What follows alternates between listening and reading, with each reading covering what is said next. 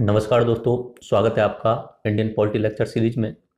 तो मैंने पॉलिटी के इंट्रोडक्शन वाले लेक्चर 1 में बताया था कि हम शुरुआत जो करेंगे वो पॉलिटी के क्रैश कोर्स के साथ में करेंगे, क्योंकि पॉलिटी के करीब करीब 39-40 टॉपिक हो जाते हैं और उन्हें पूरा अध्ययन करने में थोड़ा सा टाइम लग जाएगा। इसलिए मैंने कहा था कि मैं पॉलिटी का एक ऐसा क्रैश कोर्स बनाऊंगा जिसमें किसी भी एग्जाम में 70 से 80% सवाल पूछ लिए जाएंगे। तो मैं अभी क्रैश कोर्स लेकर के हाजिर हूँ। ये पार्ट 1 है। क्रैश कोर्स भी 3 पार्ट में बनेगा, एक एक घंटे की वीडियो बनेगी। तो 3 पार्ट में 3 घंटे में आपका क्रैश कोर्स हो जाएगा। आप किसी भी एग्जाम में जाइए, आपको निश्चित इस क्रैश कोर्स में से 70 से 80% सवाल मिल जाएंगे और आप उन्हें देखते ही टिक लगा दोगे। तो मैंने ये क्रैश कोर्स जो डिजाइन किया है, मैंने नोट्स बनाए हुए हैं, मेरे आईपैड में नोट्स हैं। बाकी आपके डिस्क्रिप्शन में मैंने पीडीएफ लिंक दी गई है, वहां से आप उन्हें पीडीएफ नोट्स को डाउनलोड कर सकते हैं और मैं आपकी स्क्रीन पे भी लगा दूंगा। जो जो मुझे समझाना होगा मैं बोर्ड को यूज करते हुए, व्हाइट बोर्ड यूज करते हुए मैं उसे समझाता चलूंगा। तो सबसे पहले हम बता देते हैं कि इसमें हम जो पॉलिटी का क्रैश कोर्स है उसमें हमें क्या क्या करना है। तो सबसे पहले मैं आपको बता देता हूं कि इस जो क्रैश कोर्स में मैंने जो इंडेक्स बनाई हुई है इसे 7 भागों में डिवाइड किया हुआ है। पहला है परिचय एवं प्रस्तावना, दूसरा है स्रोत एवं संविधान यानी सोर्सेज एंड क्रिएशन, तीसरा है स्ट्रक्चर, संविधान के भाग कितने हैं, अनुसूचियां कितनी है, परिशिष्ट कितनी है, अनुच्छेद कितने हैं। इसके बाद में चौथा वाला जो है संविधान का मूलभूत ढांचा क्या है। उसके बाद में आगे आएंगे हम प्रमुख अनुच्छेद यानी इंपॉर्टेंट आर्टिकल जो हमेशा एग्जाम्स में पूछे जाते हैं। उसके बाद में अगला जो है संविधान में अब तक प्रमुख जो संशोधन किए गए हैं उनके बारे में जानेंगे। और उसके बाद में लास्ट में जो जो बिंदु छूट गए हैं और एग्जाम में बहुत ज्यादा बार पूछे गए हैं महत्वपूर्ण तथ्य, उनको हम डिस्कस कर लेंगे। तो ये 3 पार्ट में होगा, आप देखते चलेंगे जिस जिस तरीके से कंप्लीट होगा। देखो, लास्ट लेक्चर में, इंट्रोडक्शन वाले लेक्चर में आपको मैं बता चुका हूँ। अगर आपने वो नहीं देखा है तो पहले कृपया उस लेक्चर को देख लीजिए। पॉलिटी का इंट्रोडक्शन मैंने बहुत अच्छे तरीके से उसमें बताया था कि राजनीति का मतलब क्या होता है, राजनीति की शुरुआत कैसे होती है और राजनीति से जो संविधान बनता है, जो पुस्तक लिखी जाती है, उसका क्या मतलब होता है। फिर भी थोड़ा सा जल्दी में मैं यहाँ पे आपको रिवाइज करा देता हूँ। मैंने शुरू उस लेक्चर में बताया था कि जब मनुष्य इकट्ठे होकर रहने लग जाते हैं, समूह में रहने लग जाते हैं, तो वहां पे जो समूह बनता है उसे ही राज्य बोलते हैं। यहाँ पे 100 लोग रह रहे हैं तो उसे ही राज्य बोल सकते हो आप। इन राज्य के लोगों में आपस में लड़ाई झगड़ा ना हो, फिक्स नियम बने रहें, इसलिए राजनीति की शुरुआत हुई थी। और इस राजनीति के जो नियम हैं उन्हें एक किताब में लिख दिया जाए और उस किताब को कहा जाएगा संविधान। ये मैंने आपको इंट्रोडक्शन वाले लेक्चर में बहुत अच्छे तरीके से समझा दिया था। अगर आपने नहीं देखा है पॉलिटी का इंट्रोडक्शन तो वो पहले वो देखें, उसके बाद में आप क्रैश कोर्स पे आए। संविधान में भारत का जो संविधान है 26 नवंबर 1949 को अंगीकृत कर लिया गया था और 26 जनवरी 1950 को लागू कर दिया गया था। तो आज हम उसी संविधान के बारे में पढ़ने वाले हैं जो भारत का संविधान है, जो 26 जनवरी 1950 को लागू हुआ था। यह किताब जो अपने रविन्द्रनाथ टैगोर के जो स्कूल के बच्चे थे उन्होंने अपने बाई हेड से लिखी थी और बहुत ही सुंदर कैलीग्राफी करते हुए, पेंटिंग करते हुए उसे सजाया था। आज के समय पे तो इसकी 2-3 जगह प्रतियां उपलब्ध हैं। तो वो जो है वो डिजिटल यानी प्रिंटेड प्रतियां हैं, लेकिन ओरिजिनल किताब जो थी वो बाई हैंड लिखी गई थी। ठीक है, तो आज इसका सब कुछ हम देख लेंगे क्रैश कोर्स में। इस संविधान के बारे में मैं आपको बता देता हूँ नॉर्मली कि जब ये भारत आजाद हुआ था उसके बाद में संविधान सभा बनी थी। संविधान बनाने के लिए संविधान सभा का गठन हुआ था जिसने संविधान को बनाया था और 26 जनवरी 1950 को लागू कर दिया गया था। तो इस संविधान में जब संविधान बना था उस समय कुल मिलाकर 22 भाग थे। ये आपको याद रहने चाहिए। भाग कितने थे, अनुच्छेद कितने थे, उसके बाद में कौन कौन से जो उसके बाद में कौन सी अनुसूचियां थी, कितनी अनुसूचियां थी और कितने परिशिष्ट थे, ये आपको याद रहने चाहिए। बाकी मैं यहाँ पे बता रहा हूँ और आगे सब कुछ इसमें बताता चलूंगा। 22 भाग थे उस समय, आज के समय पे 25 भाग हो गए हैं। उस समय अनुच्छेद जो थे वो 395 थे और आज के समय पे बताया जाता है कि 495 के आसपास में हो गए। एक्चुअली में अनुच्छेद तो उतने ही है 395, लेकिन उन्हीं अनुच्छेद में आगे का या ए बी इस तरीके से जोड़ दिए गए हैं। तो उनकी संख्या जो मानी जाती है वो 495 के आसपास में मानी जाती है। किसी भी एग्जाम में कभी ऐसा नहीं पूछा जाता कि वर्तमान में अनुच्छेदों की संख्या क्या है। अपना जो संविधान की पुस्तक लिखी हुई है उसमें जो अंतिम अनुच्छेद है वो आज भी अनुच्छेद नंबर 395 है। संविधान की पुस्तक में 396 नंबर का कोई अनुच्छेद नहीं है। फिर भी बीच बीच में जैसे कहीं पे 300 में ए जोड़ दिया गया, 51 में ए जोड़ दिया गया, 243 में बहुत सारे A2O P2 AZ इस तरीके से जोड़ दिए गए। तो संविधान में अनुच्छेदों की संख्या बढ़ गई है अंदरूनी रूप से, लेकिन वास्तविकता में फाइनल अनुच्छेद कितने हैं, 395। उसी तरीके से अनुसूचियां जो थी शुरुआत में तो 8 थी, लेकिन आज के समय पे 12 हो गई हैं। अनुसूचियों को बढ़ा दिया जाता है और लिख दिया जाता है। परिशिष्ट शुरुआत में 5 थे और आज भी 5 हैं, रोमन संख्या में मैंने इसे लिखा हुआ है। तो ये परिशिष्ट क्या होता है ये आगे हम बात करते चलेंगे। तो मैंने जैसे इंडेक्स में बताया था कि हम परिचय एवं प्रस्तावना से शुरू करेंगे, तो आप अपना चाहें तो अपना पीडीएफ खोल सकते हैं डाउनलोड करके, बाकी मैं स्क्रीन पे इसे लगा दूंगा और वहां से आप इसे देख सकते हैं। तो अपने संविधान का परिचय यानी इंट्रोडक्शन देखते हैं और उसके बाद में हम उसके प्रस्तावना की तरफ चलते हैं।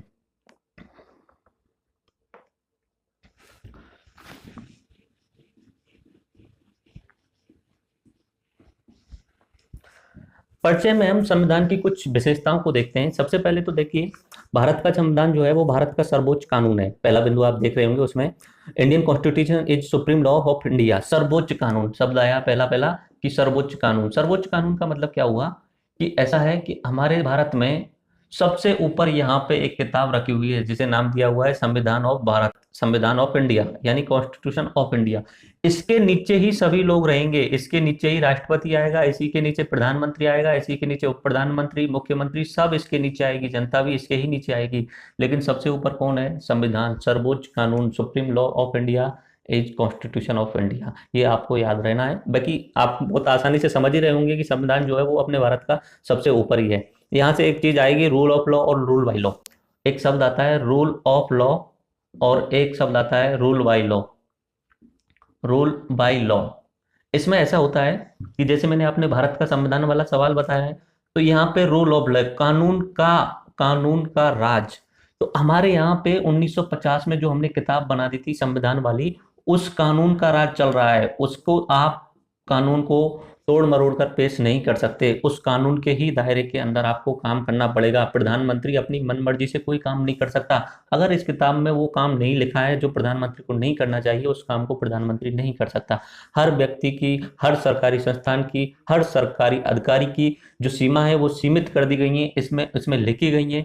तो उससे बाहर आपको कुछ भी कार्य नहीं करना है। ये कानून का राज होता है, कानून का। दूसरा होता है कानून द्वारा लॉ, कानून द्वारा राज यानी रूल बाय लॉ, कानून द्वारा। इसमें इस तरीके से मान सकते हो आप, यहाँ पे एक किताब लिख दी गई है, इसका ही राज रहेगा। लेकिन कानून द्वारा में क्या होता है, ये जो किताब होती है ना, इस किताब से ऊपर एक व्यक्ति रहता है।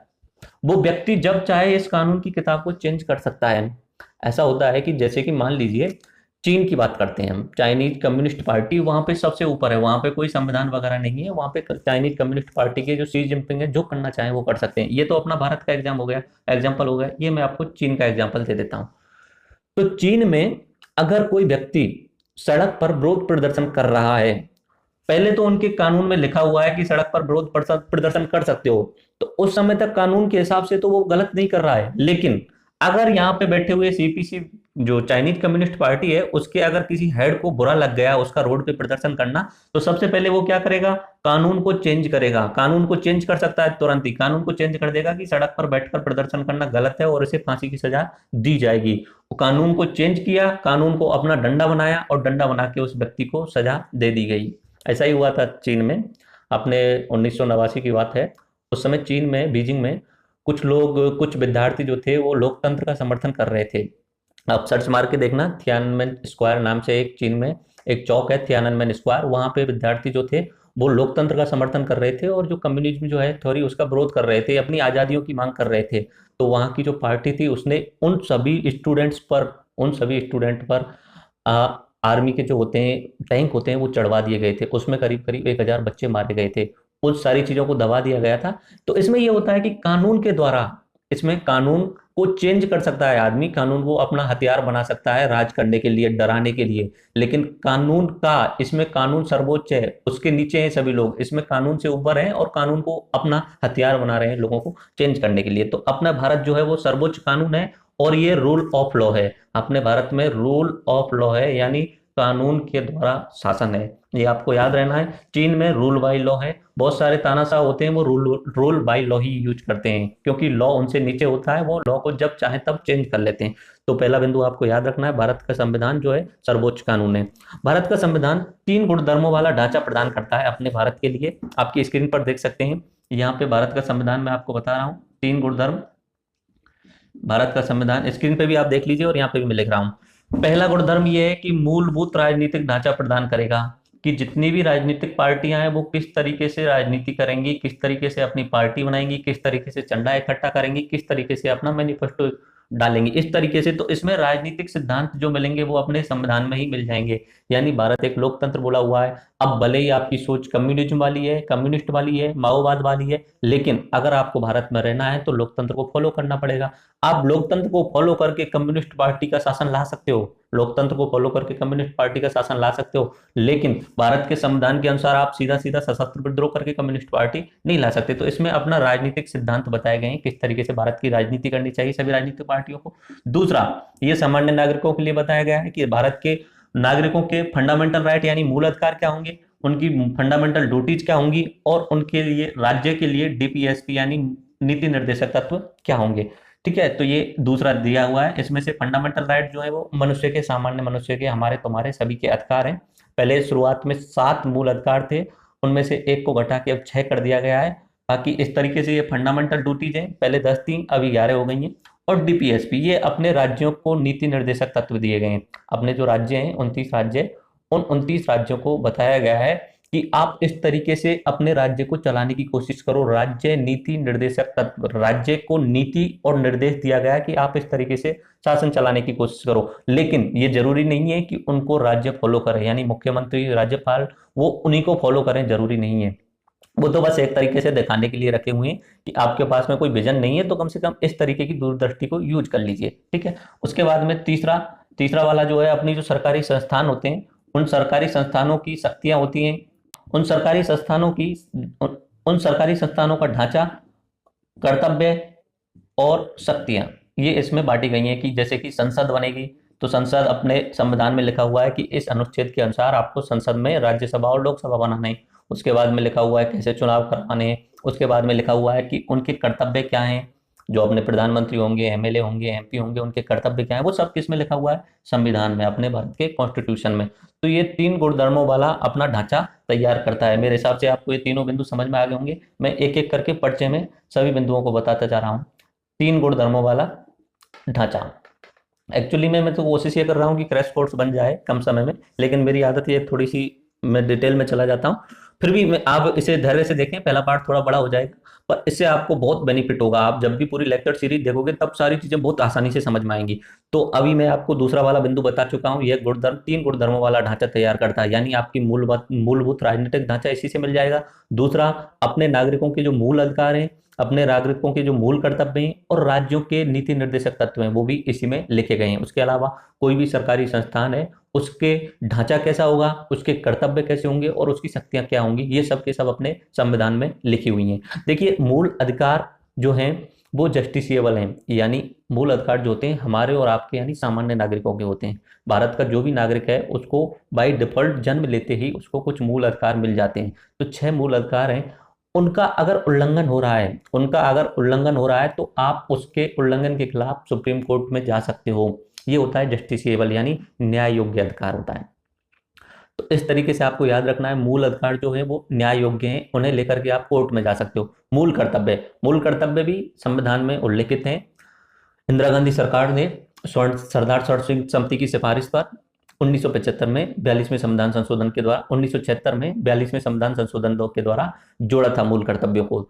तो उसमें जो मूल कर्तव्य है वो हमारे नागरिकों के हैं कि हमें ऐसा करना चाहिए, हमें साइंटिफिक टेम्पर यूज करना चाहिए, हमें अपने तिरंगे का, राष्ट्रीय ध्वज का, इन सभी का सम्मान करना चाहिए। इस तरीके से शुरुआत में 10 थे, बाद में एक और बढ़ा दिया गया 11। लेकिन ये याद रखना, ये जो मूल कर्तव्य है वो जस्टिसिएबल नहीं है, यानी कि इसको लेकर आप न्यायालय में नहीं जा सकते। इसे इस तरीके से समझ सकते हो कि कहीं पे राष्ट्रगान बज रहा है तो आपका मूल कर्तव्य है कि आपको उस राष्ट्रगान के प्रति निष्ठा रखनी चाहिए और आप जहां भी जा रहे हो वहीं पे स्टैंड अप हो जाना चाहिए। लेकिन अगर आप स्टैंड अप नहीं होते हैं तो इसका मतलब ये नहीं कि कोई सरकार आप पे केस चला देगी। तो इस तरीके से जो अपने मूल कर्तव्य हैं वो जस्टिसिएबल नहीं है। सरकार उन पे, आप अगर पालन नहीं करते हो मूल कर्तव्यों का तो सरकार आपके ऊपर ऐसे ही केस नहीं चला सकती है। ठीक है, उसके अलावा डीपीएसपी जो है वो भी जस्टिसिएबल नहीं है। वो सरकार को नीति निर्देशक तत्व दिए गए हैं, सरकार उन्हें फॉलो करे या ना करे। अगर उनका फॉलो नहीं हो रहा है तो इसका मतलब ये नहीं कि आप जाके सरकार के खिलाफ केस कर सकते हो।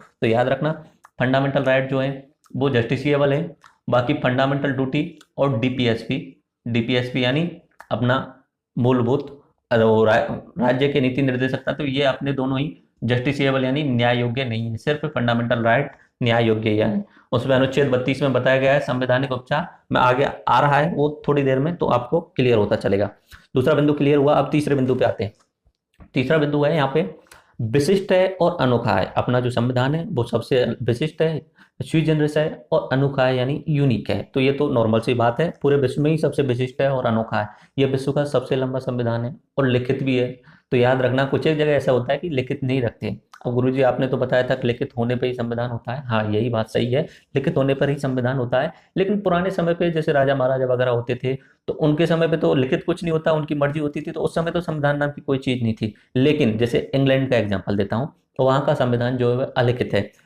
तो इसमें जो चौथा वाला बिंदु मैं पढ़ देता हूं एक बार में। किसी भी संपूर्ण राष्ट्र का यह सबसे लंबा और लिखित संविधान है। ये आप देख सकते हो स्क्रीन पे, सबसे लंबा और लिखित संविधान है। लिखित और अलिखित दो चीज आई अभी, लिखित और अलिखित। एग्जाम्पल से बता देता हूँ, हमारा जो संविधान है इंडिया का वो लिखित है, और अलिखित जो बोलते हैं अपना इंग्लैंड वाला जो अलिखित है। तो इंग्लैंड वाला क्या सुर्तियों पर कहानियों पे चल रहा है? नहीं, इंग्लैंड वाला कहानियों पर नहीं चलता है। हमारे पास ये बात है कि हमने एक किताब में सारे नियमों को लिख दिया है, सारे के सारे नियमों को एक ही किताब में लिख दिया है। इंग्लैंड में बहुत अलग अलग किताब है, उनमें अलग अलग तरीके के नियम लिखे हुए हैं। अगर वहां पे कोई नियम बनाना होता है तो उसके लिए अलग किताब बना दी गई है। उन्होंने इन सभी नियमों को आज तक इकट्ठा नहीं किया है, यानी एक संविधान नहीं बनाया है, तो उसे अलिखित बोल देते हैं। ऐसे होने को तो जैसे आप हरियाणा साइड में या अपने गांव के आसपास में लोकल लेवल पे जो पंचायत देखते हो, खाप पंचायत वगैरह, वहां पे भी उनका एक पर्सनल संविधान होता है। वो सुर्तियों के आधार पे उन्होंने कुछ नियम बनाए हुए हैं, लेकिन वो लिखित नहीं है और वो अपनी सरकार यानी अपने संविधान के द्वारा मान्य नहीं है। तो वो एक तरीके से गलत नियम है। ठीक है, उन्हें आप अगर उनके हिसाब से कोई आपको दंड दे रहा है तो वो गलत तरीका होता है। ठीक है, ये आपकी समझ में आ गया लिखित और अलिखित। अलिखित का एग्जाम्पल आप याद रख लेना, इंग्लैंड वाला, और लिखित वाला अपना इंडिया का। विश्व का सबसे लंबा संविधान है। बाकी मैं पहले बता चुका हूं, इसमें इसमें 495 आर्टिकल थे। आज के समय पे शुरुआत में 395 आर्टिकल थे। शुरुआत में कितने थे? 395 अनुच्छेद। शुरुआत में 22 भाग थे, आज के समय पे 25 भाग हो गए हैं।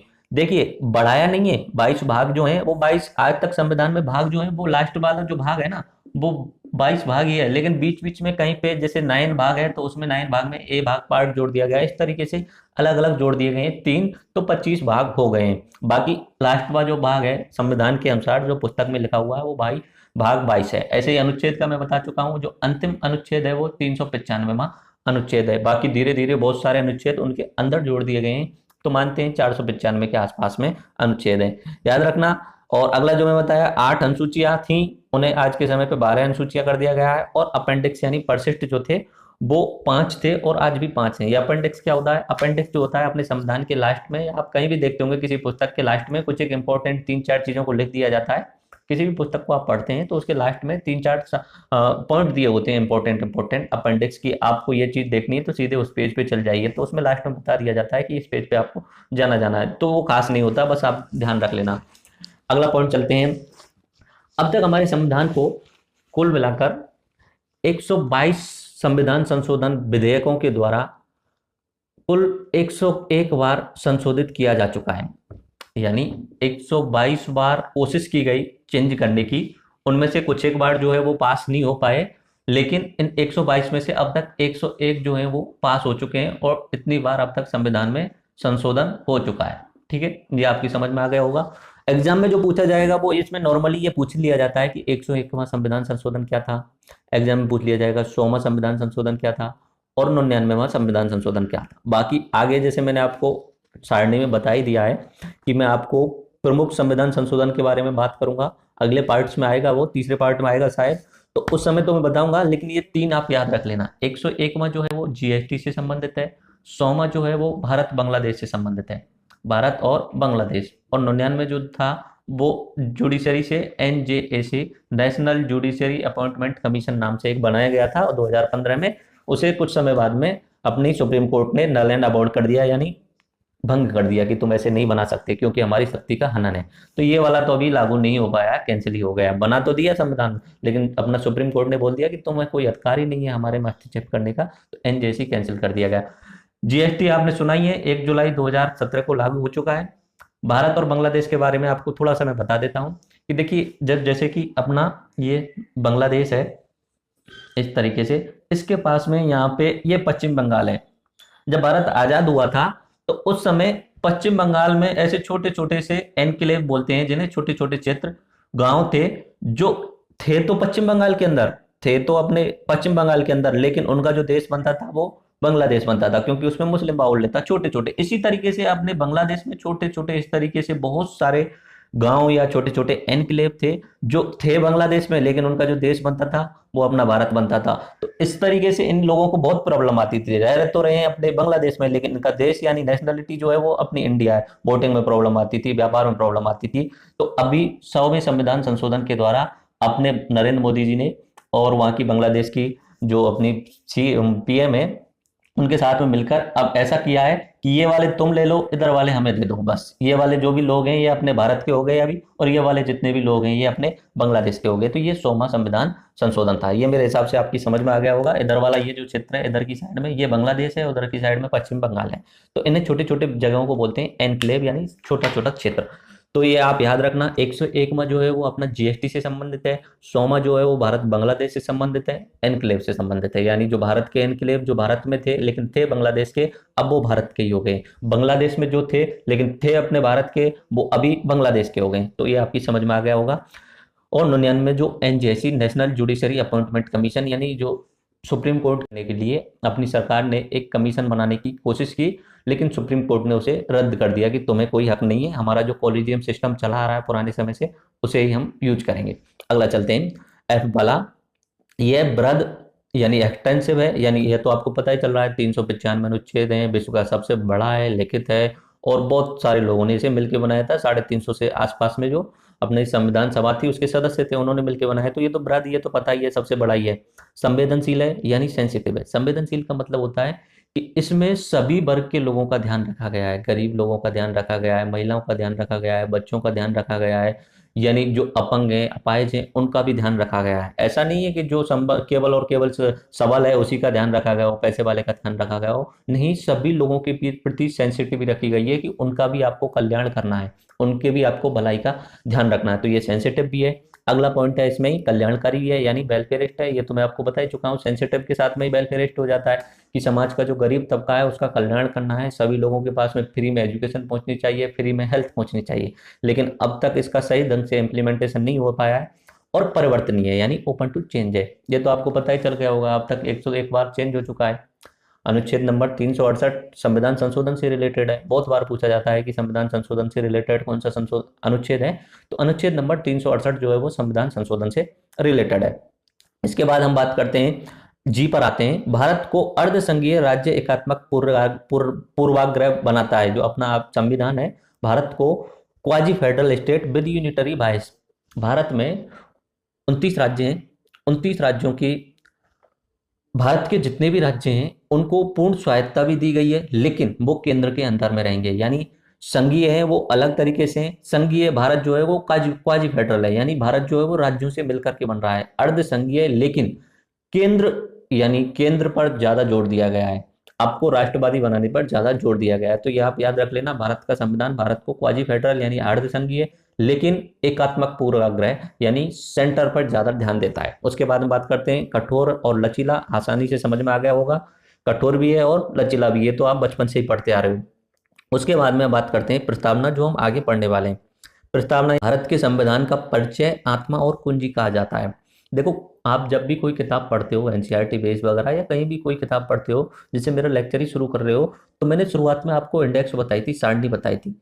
इसी तरीके से किसी भी किताब में आप पढ़ोगे तो उसमें शुरुआत में इंडेक्स आती है, वो होती है एक तरीके से प्रस्तावना। आप मान सकते हो कि हम आगे क्या क्या पूरी इस किताब में क्या क्या पढ़ने वाले हैं उसे एक पढ़ने में आप बता दो। ऐसे ही भारत का जो संविधान है उसके शुरुआत में एक प्रस्तावना है, इस प्रस्तावना में पूरे संविधान की समरी दी गई है कि इस संविधान में ये है, बस सीधी सी बात है।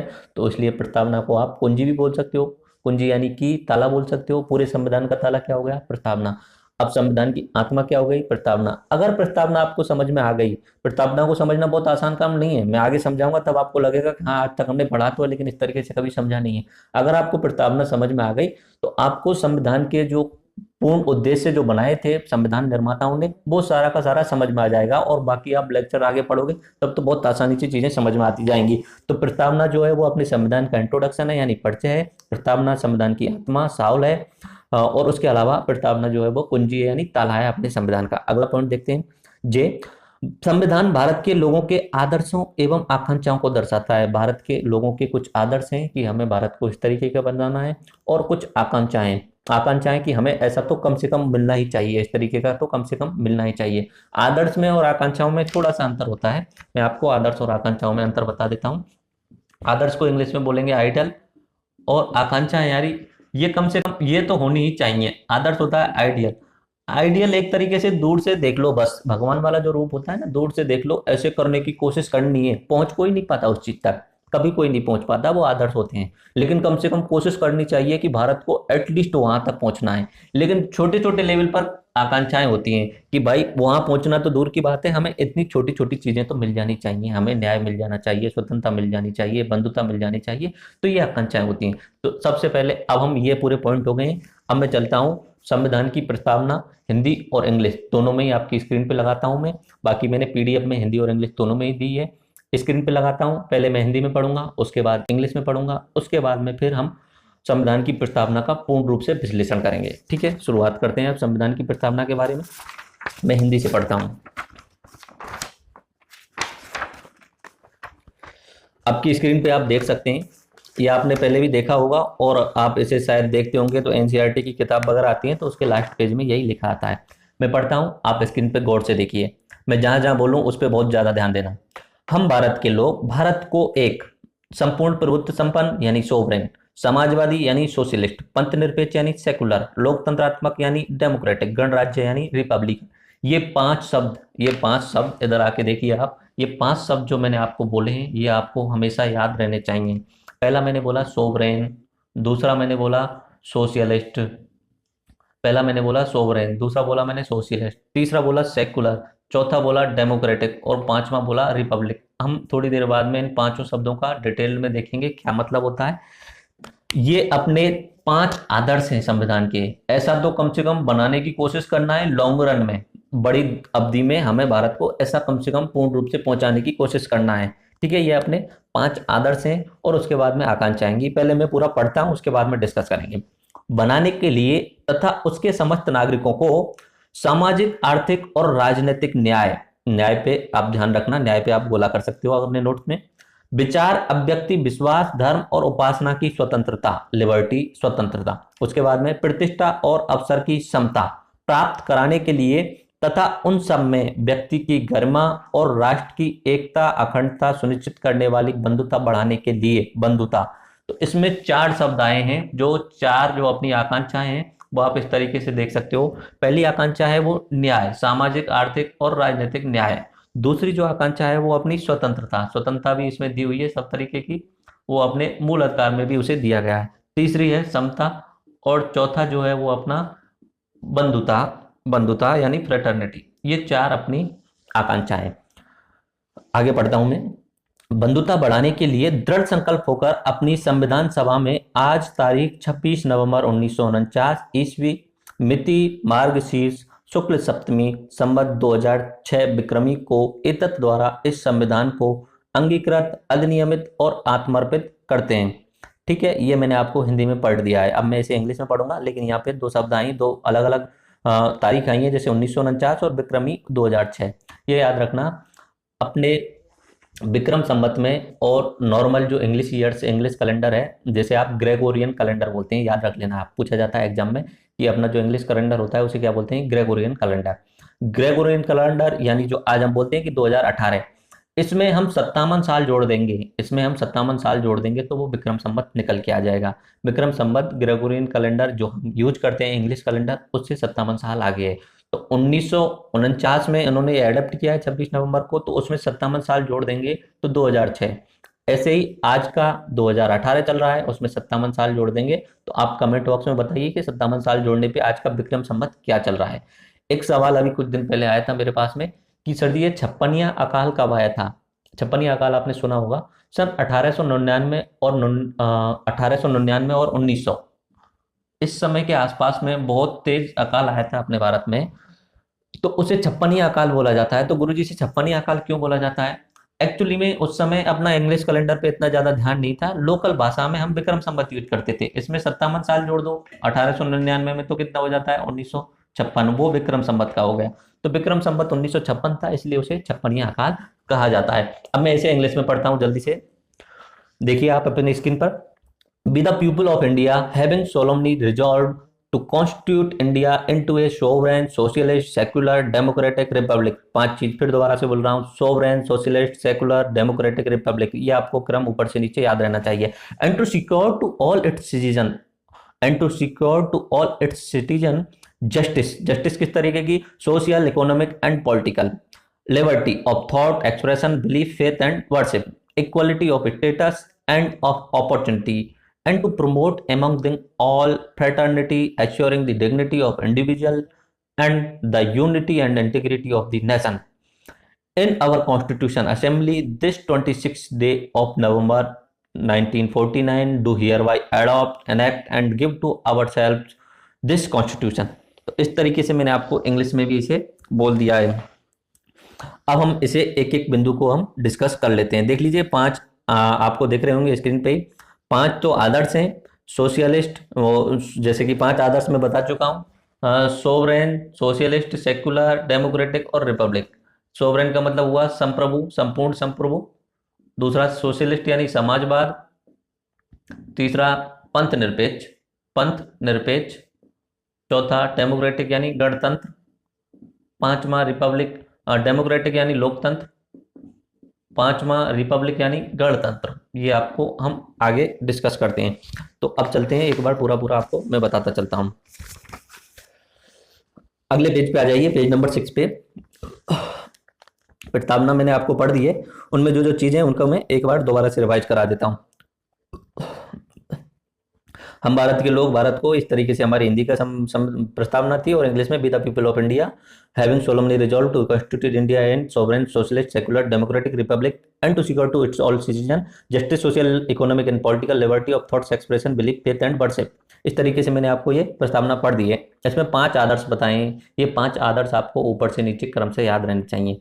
पहला आदर्श है संपूर्ण प्रभुत्व संपन्न यानी सोवरेन। दूसरा है समाजवादी। तीसरा है पंथ निरपेक्ष। चौथा है लोकतंत्रात्मक। तो पांचवा है गणराज्य। SSR, ये आप सूत्र से याद कर सकते हो, सोवरेन, सोशलिस्ट, सेकुलर, डेमोक्रेटिक और रिपब्लिक। अब इनमें से एक एक का मतलब समझते हैं। पहला बिंदु लेते हैं हम, संपूर्ण प्रभुत्व संपन्न। संपूर्ण प्रभुत्व संपन्न का मतलब होता है कि कोई देश अपने आप में स्वयं का प्रभु है, कोई दूसरा देश हमारे ऊपर दादागिरी नहीं कर सकता। ये हमारा भारत है, ठीक है, ये अपना भारत है। तो ये भारत जो है वो संपूर्ण प्रभुत्व संपन्न है। अमेरिका यहाँ से कोई दादागिरी नहीं कर सकता। हम कोई नियम बना रहे हैं, हमारी मर्जी, हम कैसे भी तरीके का नियम बनाए, अमेरिका यहाँ से दबाव नहीं डाल सकता हमारे भारत पे। ये हुआ, हम अपने राजा स्वयं हैं, हमारा ऊपर कोई दूसरा राजा नहीं है।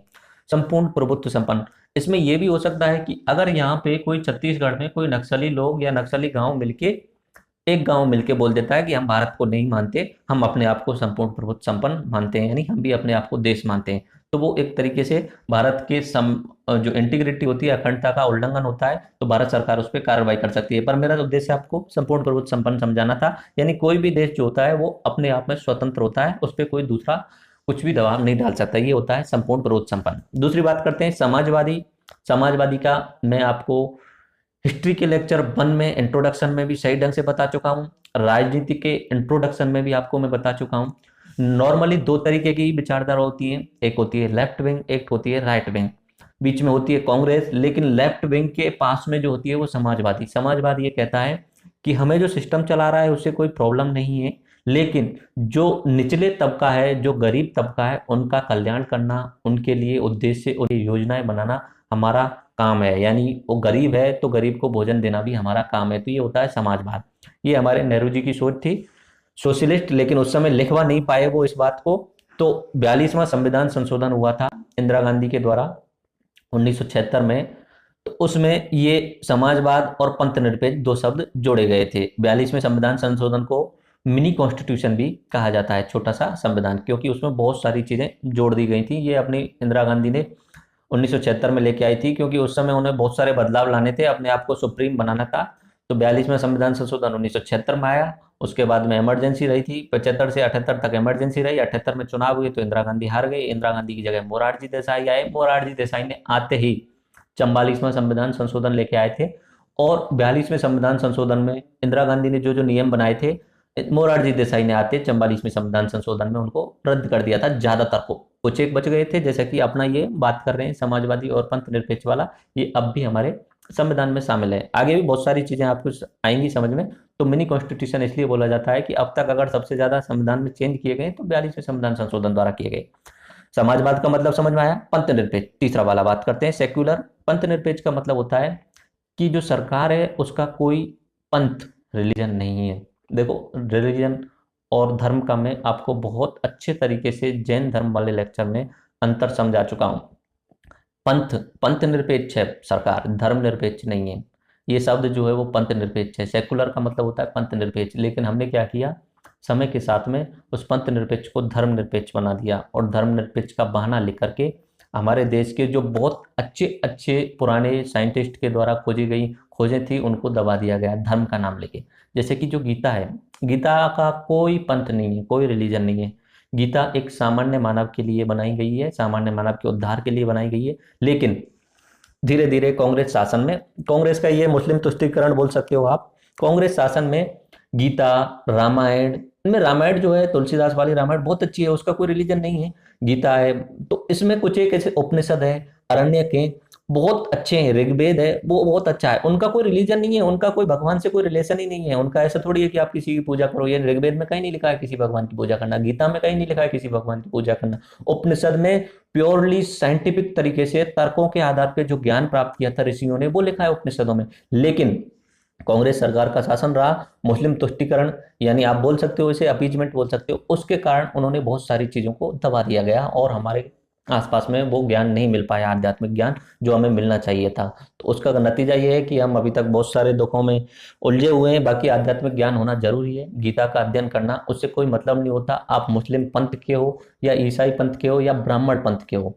ब्राह्मण पंथ ये आप मैं बता देता हूँ, और उस लेक्चर में बता दिया था, आपके पंथ कुछ भी हो सकते हैं लेकिन आपका धर्म हिंदू है। आप all over India, all over Pakistan, all over Bangladesh 160 crore के आसपास लोग जो हैं सभी का धर्म हिंदू है। उनका पंथ अलग अलग हो सकते हैं। ब्राह्मणिज्म ये पंथ है, एक संप्रदाय है। जैन धर्म, जैन एक संप्रदाय है, लेकिन हिंदू सबसे ऊपर है। लेकिन क्या है कि यहाँ पे पंथ निरपेक्ष का मिसयूज करते हुए, एक तुष्टीकरण का यूज करते हुए, तो सेकुलर का गलत मीनिंग निकाल लिया गया और अपना जो मेन चीज धर्म में जो साइंस में लिखा हुआ था उसको छोड़ दिया गया। देखो इसका आप एग्जांपल ऐसे भी देख सकते हो, कुछ एक जगह पे सरस्वती वंदना नहीं बोली जाती है कहीं कहीं स्कूलों पे, कि उसमें यही ऑब्जेक्शन लगा दिया जाता है कि ये तो अपने धर्म से रिलेटेड है। लेकिन सरस्वती माता का विद्या से रिलेशन है, धर्म से कब रिलेशन हो गया, उनका किसी संप्रदाय से तो कोई रिलेशन है ही नहीं। अगर आप कोई विद्या पाना चाहते हो, उसमें आपके लिए हमने कोई एक गॉडेस बनाई हुई है सरस्वती, तो उसमें सबके लिए इक्वल है, उसमें मुस्लिम होना ईसाई होना कोई फर्क नहीं पड़ता। लेकिन क्या है कि वो जो हुआ अपीजमेंट, उसका नुकसान हुआ। अगला वाला चलते हैं, चौथा वाला लोकतंत्रात्मक, डेमोक्रेटिक। लोकतंत्रात्मक का मतलब होता है सरकार का मुखिया जो है वो जनता चुनेगी। सरकार का मुखिया कौन चुनेगी? जनता। यानी सरकार का मुखिया होता है प्रधानमंत्री। प्रधानमंत्री को हमने चुना है, हमने डायरेक्ट तो नहीं चुना, इनडायरेक्ट तरीके से चुना है, लेकिन चुना किसने? हमने सभी एमपी को वोट दिए, एमपी ने मिलकर बहुमत दल के नेता के रूप में प्रधानमंत्री को चुन लिया। ठीक है, उसके बाद में हम बात करते हैं गणराज्य, रिपब्लिक के बारे में। रिपब्लिक का मतलब होता है देश का मुखिया। देश का मुखिया जो होता है वो राष्ट्रपति होता है। राष्ट्रपति होता है देश का मुखिया, उसे भी जनता चुनेगी। देखो बहुत सारे देश ऐसे हैं जैसे इंग्लैंड, जापान, जहां पे देश का जो मुखिया होता है, देश का जो मुखिया होता है वो जनता नहीं चुनती, वहां पे राजा होता है।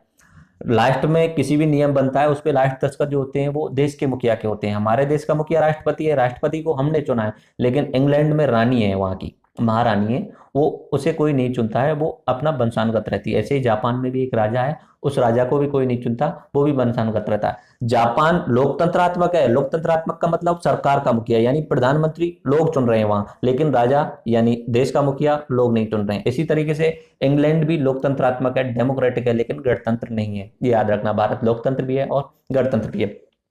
लोकतंत्र से एक बिंदु शब्द याद आया कि लोकतंत्र की जो सबसे फेमस परिभाषा है, सबसे प्रसिद्ध जो परिभाषा आपने सुनी होगी कभी, जनता का, जनता के द्वारा जनता के लिए शासन लोकतंत्र कहलाता है। ये अपने अब्राहम लिंकन जो अमेरिका के 1865 के आसपास में जो अमेरिका में गृह युद्ध चल रहा था। कहानी इस तरीके से है कि 1861 से लेकर 1864 के बीच में अमेरिका में गृह युद्ध चल रहा था। थोड़ा सा आपको समझा देता हूँ। जो अपना उत्तरी अमेरिका है उसके 3 देश हैं, ऊपर कनाडा आता है, बीच में यूएसए आता है, नीचे मैक्सिमो आता है। हम बात कर रहे हैं इस वाले से कि यानी बीच वाला ये यूएसए वाला।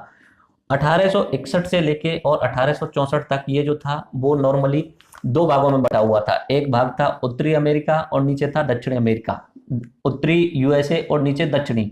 तो इन दोनों में आपस में युद्ध चल रहा था। उत्तरी वाले लोकतंत्र के समर्थक थे, दक्षिण वाले लोकतंत्र के समर्थक नहीं थे। तो इसमें युद्ध में 1865 के आसपास की बात है। 1865 में जब ये उत्तरी वाले जीतने वाले थे, ये जीतने ही वाले थे और जीत चुके थे लगभग। तो एक गेटिसबर्ग नाम की एक जगह है, गेटिसबर्ग नाम की एक जगह, वहां पे अब्राहम लिंकन को स्पीच देने के लिए बुलाया गया था। तो उन्होंने वो जो स्लेवरी का जो विरोध करते थे, वो यानी गुलामी का विरोध करते थे और लोकतंत्र का समर्थन करते थे, तो उन्होंने पहली बार इस भाषण में ये बिंदु कहे थे, the we have to live up the ideas with this कि the new government should be by the people for the people of the people, new government should be of the people by the people for the people. ये पहली बार 1865 में Abraham Lincoln के द्वारा Gettysburg नाम की जगह पे बोला गया था और ये भाषण बहुत ज्यादा फेमस हो गया। अब तक के टॉप मोस्ट 10 भाषणों में इसको गिना जाता है। तो अब्राहम लिंकन भी बहुत प्रसिद्ध हैं अमेरिका के इतिहास में। अगर देखा जाए तो कुछ एक जो नाम होते हैं जैसे जॉर्ज वाशिंगटन, अब्राहम लिंकन, और उसके अलावा अपने जो मार्टिन लूथर किंग अगर नाम सुना हो तो ये बहुत ज्यादा फेमस होते हैं। तो इस तरीके से आपको याद रखना है, लोकतंत्र की जो पहली बार परिभाषा अगर दी है उन्होंने तो वो थे अपने अब्राहम लिंकन, अमेरिका के 1865 में गेटिसबर्ग स्पीच। मैंने अपने नोट्स में वो सारी चीजें लिखी हुई हैं। गेटिसबर्ग स्पीच नाम से उसे जाना जाता है। The by for the of the people by the people for the people, जनता का जनता के द्वारा जनता के लिए शासन, ये लोकतंत्र होता है। तो आज के समय पे माना जाता है कि विश्व का सबसे पुराना लोकतंत्र जो है वो कौन है? अमेरिका। और विश्व का सबसे बड़ा लोकतंत्र कौन है? वो इंडिया। इंडिया की जनसंख्या 135 करोड़ है। चीन की थोड़ी सी ज्यादा है, लेकिन चीन में लोकतंत्र नहीं है। वहां पे जनता सरकार को भी नहीं चुनती है, जनता राजा को भी नहीं चुनती है, यानी देश के मुखिया को भी नहीं चुनती है। तो वहां पे वोट डालने का कोई हक नहीं है लोगों को। ठीक है, तो विश्व का सबसे बड़ा लोकतंत्र जो है वो कौन है? वो इंडिया है। और विश्व का सबसे प्राचीन लोकतंत्र वो कौन है? वो अमेरिका है। देखो एक चीज इससे थोड़ा सा आप याद भी करो कि मैंने महाजन पद काल वाला जो लेक्चर बताया था, महाजन पद काल वाले लेक्चर में आपको बताया था कि उस समय भी भारत में लोकतंत्र था। अगर अपना सेकुलरिज्म वाला एजेंडा नहीं चलता और उन सारी चीजों को हमें पढ़ाया जाता तो हमें यह भी पता चलता कि भारत में, अमेरिका तो अभी आया है 300 साल पहले, भारत में आज से 2500 साल पहले भी लोकतंत्र था और गणतंत्र था। चलो आगे चलते हैं। 4 आकांक्षाएं, 4 आकांक्षाओं की तरफ देखते हैं। न्याय, स्वतंत्रता, समता और बंधुता, justice, liberty, equality and fraternity. न्याय जो है वो 3 तरीके का होना चाहिए। सामाजिक न्याय होना चाहिए, आर्थिक न्याय होना चाहिए, राजनीतिक न्याय होना चाहिए। यानी मैं एक सामान्य नागरिक हूं, मुझे न्याय मिलना चाहिए। किस तरीके का? सामाजिक न्याय, यानी समाज में मेरी स्थिति के साथ में कोई भेदभाव नहीं होना चाहिए, मेरे साथ में कोई छुआछूत नहीं होनी चाहिए, मेरे साथ में कोई ऊंच नीच नहीं होनी चाहिए। ये सामाजिक न्याय। समाज में मुझे बहुत अच्छी कंडीशन मिलनी चाहिए, मुझे समाज में डेरोगेटरी रूप में यानी नीच लेवल का दर्जा नहीं दिया जाना चाहिए। उसके बाद में इकोनॉमिक न्याय यानी आर्थिक न्याय। देखो इससे कुछ आप देख सकते हो कि हमारा पूरा सिलेबस इसमें दे दिया है 3-4 पॉइंटों में। सामाजिक शास्त्र, सामाजिक विज्ञान भी आता है, इकोनॉमिक्स भी हम पढ़ते हैं, पॉलिटी भी हम पढ़ते हैं। बच्चे कौन सी? साइंस। साइंस भी थोड़ा बहुत आगे आ गया है। मैथ रीजनिंग का इसमें कोई काम नहीं है, तो नॉर्मली पूरा सिलेबस ही इसमें दे दिया है। हिस्ट्री का तो इसमें कोई काम है नहीं, तो इसमें पूरा सिलेबस दे दिया है। सामाजिक, आर्थिक और राजनीतिक, ये 3 शब्द आपको याद रहने चाहिए। सामाजिक, आर्थिक और राजनीतिक न्याय सभी नागरिकों को मिलना चाहिए, हमारी आकांक्षा है। अगला स्वतंत्रता। मुझे लगता है लेक्चर थोड़ा सा बड़ा हो रहा है, पर कोई नहीं, आप इस लेक्चर को पूरा देखिए। पार्ट 1 है, मैं इसे भले 2 घंटे हो जाए 2 घंटे में बनाऊंगा, लेकिन ये आपको लाइफ टाइम काम आने वाला है, क्योंकि एक एक बिंदु समझाना जरूरी है। आप धैर्य से देखेंगे, मैं आपको गारंटी दे रहा हूँ, आपको मेंस के एग्जाम में उन सब में काम आएगा। हम लेक्चर सीरीज तो अलग से देखेंगे, लेकिन ये क्रैश कोर्स भी पूरा अच्छे तरीके से देखिए। बाकी लेक्चर सीरीज में आपको बहुत आसानी रहेगी ये पूरा देखने के बाद में। तो हम बात कर रहे थे आकांक्षाओं में, जो दूसरी आकांक्षा है वो स्वतंत्रता की आकांक्षा है, लिबर्टी। लिबर्टी किस तरीके से? सबसे पहले आप बैठे हो, खाली आपके दिमाग में आइडिया जाएंगे, यानी सोचने के लिए सोच सकते हो। सोच को तो कोई रोक ही नहीं सकता, आपकी सोच को तो वैसे भी कोई नहीं रोक सकता। मेरे मन में जो सोच चल रहे हैं कि मुझे यार मैं अपने रिलीजन को कन्वर्ट कर देना चाहिए, मुझे उस व्यक्ति को पीट लेना, ये सोचते तो कोई रोक नहीं सकता। सोच की तो कोई टेंशन ही नहीं है। इस पर सरकार किस तरीके से, सबसे पहले आदमी सोचेगा, उसके बाद सोचने के बाद अपने मुंह से बोलेगा, यानी अभिव्यक्ति करेगा। उसके बाद में अपना विश्वास किसी भी भगवान को मानना है नहीं मानना है, किसी रिलीजन को मानना है या नहीं मानना है। उसके बाद में कोई भी धर्म का पालन कर सकता है, फेथ का पालन कर सकता है और उसकी पूजा कर सकता है। तो इस तरीके से हमें लिबर्टी दी गई है। उसके बाद में बात करते हैं समता। समता जो है प्रतिष्ठा और अवसर की समता है, यानी आपको स्टेटस, आपको गरिमा अच्छी रहनी चाहिए, अपने समाज में प्रतिष्ठा अच्छी रहनी चाहिए, और अपॉर्चुनिटी, अगर सरकार कहीं पे भी कोई भी जॉब वगैरह निकालती रहती है तो वहां पे सबको इक्वलिटी मिलनी चाहिए। अब इसका जो है कि थोड़ा सा कंट्रोवर्शियल पॉइंट आ जाता है आरक्षण वाला, वो आगे हम जब अपने अनुच्छेद में डिस्कस करेंगे तो उस समय बात करूंगा, अभी लंबा हो जाएगा ये। उसके बाद में चौथा जो है बंधुता, फ्रेटर्निटी, उससे गरिमा बनी रहनी चाहिए, एकता अखंडता सुनिश्चित करने वाली गरिमा, यानी अपनी डिग्निटी बनी रहनी चाहिए, लेकिन यूनिटी और इंटीग्रिटी भी रहनी चाहिए अपने भारत की। तो ये उन यूनिटी और इंटीग्रिटी, ये दो शब्द हैं, ये 42वें संविधान संशोधन द्वारा जोड़े गए थे। बाकी मैंने पहले बता चुका हूं, समाजवादी और पंथ निरपेक्ष भी 42वें संविधान संशोधन 1976 के द्वारा जोड़े गए थे। अब इसमें कुछ स्पेशल बात ये है अपने इसके प्रस्तावना की, कि जम्मू कश्मीर में जो धारा 370 है उसके तहत जम्मू कश्मीर को विशेष प्रावधान दिए गए हैं। जम्मू कश्मीर में इंटीग्रिटी यानी अखंडता वाला भाग जो लागू नहीं होता, लेकिन यूनिटी यानी एकता वाला भाग जो है वो जम्मू कश्मीर में लागू होता है। जम्मू कश्मीर में डीपीएसपी लागू नहीं होते, यानी राज्य के नीति निर्देशक तत्व लागू नहीं होते। उसके अलावा जम्मू कश्मीर में फंडामेंटल ड्यूटीज यानी मूलभूत कर्तव्य भी लागू नहीं होते, लेकिन मूलभूत अधिकार जम्मू कश्मीर में लागू होते हैं। अभी एक नया बिंदु आया, जैसे कि जम्मू कश्मीर पूरे भारत में एक अकेला राज्य है जिसका स्वयं का एक अलग से झंडा है। बाकी अभी कुछ दिनों पहले मैंने सुना है कि कर्नाटक भी कोशिश कर रहा है इस बात के लिए, पर मेरे हिसाब से नहीं बनाना चाहिए। लोकल लेवल पे, राज्य के लेवल पे केंद्र सरकार शायद ही मंजूरी दे इस बात को। अपने संविधान में कहीं भी प्रावधान नहीं है कि अपना राज्य का आप झंडा बनाओ। अगर आप बनाना चाहते हो तो पहले राज्य की विधानसभा उसे पारित करेगी, उसके बाद में उसे केंद्र के पास में भेजा जाएगा। केंद्र जब उसे अलाउ करती है तब जाके वो झंडा माना जाएगा। लेकिन केंद्र अगर अलाउ कर देगी तो फिर हर राज्य अपना अपना झंडा बनाने लग जाएगा। बहुत गलत है अपने देश के लिए इस चीज तरीके से। तो मुझे नहीं लगता कि केंद्र सरकार उसे पारित करेगी, उसे अलाउ करेगी। आर्टिकल 301 में राइट टू प्रॉपर्टी जो है वो कानूनी अधिकार कर दिया गया है। बाकी मूल अधिकार जो है मैं बता चुका हूँ, शुरुआत में 7 थे, बाद में जो अपना संपत्ति का अधिकार था उसे हटाकर कानूनी अधिकार कर दिया गया है। मूल अधिकार से हटाकर कानूनी अधिकार, जो कि आर्टिकल अनुच्छेद नंबर 301 में कर दिया गया है। मूल अधिकार जो 7 थे उनमें से 6 रह गए हैं। 6 में बताता हूँ एक बार कंटिन्यू, बाद में आगे तो देखेंगे, सभी को डिटेल में पढ़ेंगे। पहला, समानता का, स्वतंत्रता का, शोषण विरुद्ध का अधिकार, धर्म, संस्कृति, शिक्षा और उपचार। इसे आप एक ट्रिक से भी याद करते हो, समस्त शोध संस्कृति के उपचार, समस्त शोध धर्म एवं संस्कृति के उपचार के लिए किए जाते हैं। तो इसकी एक ट्रिक है, वो मैं आगे ही बताऊंगा, आगे चलते चलेंगे। और अगली बात, तो मैं परिभाषा आपको बता चुका हूँ, संप्रभु की परिभाषा बता चुका हूँ, समाजवाद की परिभाषा बता चुका हूँ, पंथ निरपेक्ष की परिभाषा बता चुका हूँ। उसमें मैंने आपको उसके बाद में लोकतंत्र की, डेमोक्रेटिक की परिभाषा बताई थी। गेटिसबर्ग स्पीच के बारे में मैं बता चुका हूँ। अब्राहम लिंकन ने 1864 में उस गेटिसबर्ग स्पीच को दिया था, ये 1864 है गेटिसबर्ग स्पीच। उसके बाद में गणतंत्र के बारे में भी बता चुका हूं, आप स्क्रीन पे इन्हें सबको देख सकते हो। उसके बाद हम आगे चलते हैं। जो दूसरा बिंदु है हमारे इंडेक्स का, संविधान के स्रोत और संविधान का बनना, इस पे हम बात करते हैं। संविधान के स्रोत एवं संविधान का बनना। देखो, नॉर्मली एक साइड में मैंने देशों के नाम लिखे हुए हैं, दूसरी साइड में उनके गुण लिखे हुए हैं। अब मैं ट्रिक से ही याद कराऊंगा, बाकी तो आप इसे याद कर सकते हो जैसे आप चाहो, लेकिन ट्रिक यूज करूंगा मैं। एक एक करके हम देखते चलते हैं। सबसे पहले ब्रिटेन लेते हैं। मैंने उसमें नीचे ट्रिक्स लिखी हुई हैं। ब्रिटेन का आप अपने नोट्स में भी देख सकते हो और स्क्रीन पे भी देख सकते हो। ब्रिटेन लेते हैं, ब्रिटिश लेते हैं। ब्रिटेन का कहता है कि हम संसद का निर्माण अकेले करेंगे। ये ब्रिटेन की ट्रिक है। ब्रिटेन ने क्या है कि भारत पे शासन किया था, तो उनके ट्रिक इस तरीके से याद रखते हो। भारत पे शासन किया तो भारत पे जाने से पहले उन्होंने बोल दिया कि हम संसद पे निर्माण अकेले करके जाएंगे, इस तरीके से। तो इसमें से आप 3 बिंदु ले लीजिए। संसद, यानी संसद कहां से ली गई है? ब्रिटेन से ली गई है। निर्माण, यानी निर्माण किस चीज का? विधि निर्माण, लॉ मेकिंग कहां से लिया गया है? अपना ब्रिटेन से लिया गया है। और तीसरा, अकेले यानी एकल नागरिकता कहां से ली गई है? वो ब्रिटेन से ली गई है। याद रख लेना तीनों बिंदु। बाकी तो अपना ये इधर की साइड में मैंने गुण 4 लिखे हैं। स्पीकर का पद भी ब्रिटेन से लिया गया है, लेकिन 3 तो कम से कम याद रहने चाहिए। संसद कहां से ली गई है? ब्रिटेन से ली गई है। उसके बाद में विधि निर्माण, कानून बनाना कहां से लिया गया है? ये भी ब्रिटेन से लिया गया है। और एक अकेले यानी एकल नागरिकता, ये कहां से ली गई है? ये भी अपनी ब्रिटेन से ली गई है। आगे चलते हैं।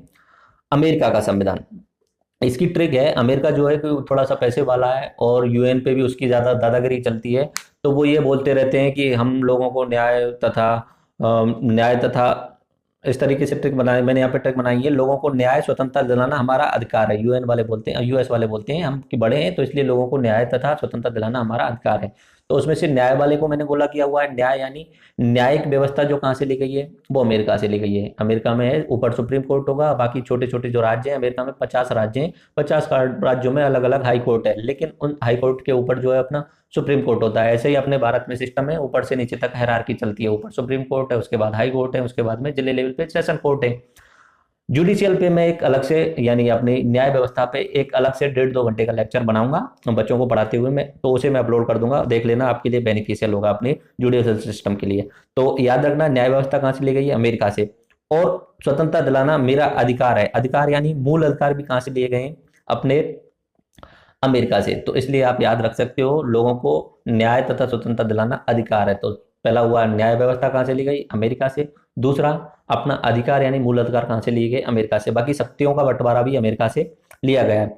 अब कनाडा के बारे में याद करना है, तो आप इसकी ट्रिक ये है कि आरएसएस आप जानते ही हो, राष्ट्रीय स्वयंसेवक संघ, जिसे संघ के नाम से भी जाना जाता है, संघ ही बोलते हैं लोगों को। तो संघ की शाखा कनाडा में है, वहां पे भारतीय लोग बहुत ज्यादा रहते हैं, तो इस तरीके से ट्रिक बनाई हुई है।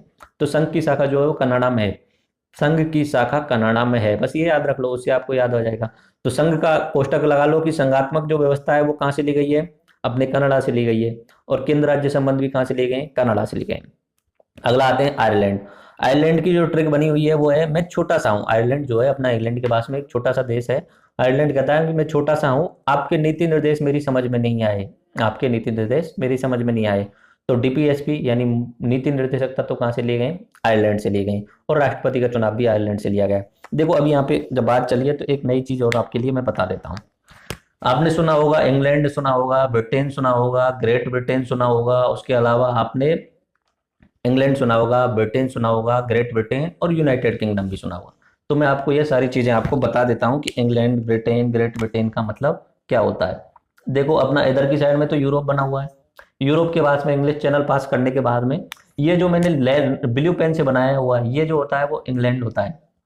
इंग्लैंड के पास में छोटी छोटी काउंटी है, यहाँ पे एक वेल्स नाम से एक काउंटी है, वेल्स, वहां पे देश को छोटे लेवल पे काउंटी बोल सकते हैं।